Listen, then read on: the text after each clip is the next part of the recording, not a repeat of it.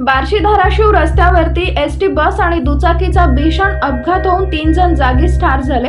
गुरुवारी सायंकाळी 5 वाजण्याच्या सुमारास तांदुळवाडीच्या नजीक फॉरेस्ट जवळ हा अपघात झाला।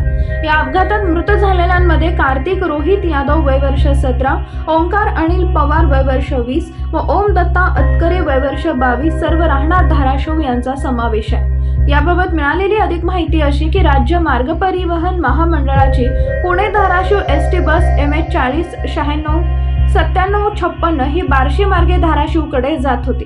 सायंकाळी 5 वाजण्याच्या सुमारास धाराशिव येथून दुचाकीवरून 3 जण बार्शीच्या दिशेने येत असताना दोन्हीही वाहनांचा तांदुळवाडी नजीक भीषण अपघात झाला। या अपघातानंतर एसटी बस रस्त्याच्या बाजूला जाऊन उलटली तर दुचाकीवरील 3 जण जागीच ठार झाले। दरम्यान या अपघाताची माहिती मिळताच पांगरी पोलीस ठाण्याचे सहाय्यक पोलीस निरीक्षक शिवाजी जायपात्रे हे तात्काळ घटनास्थळी पोहोचले। या अपघातानंतर स्थानिक ग्रामस्थांनी देखील मदतीसाठी घटनास्थळी धाव घेतली। पांगरी पोलिसात या अपघाताची नोंद करण्यात आली आहे।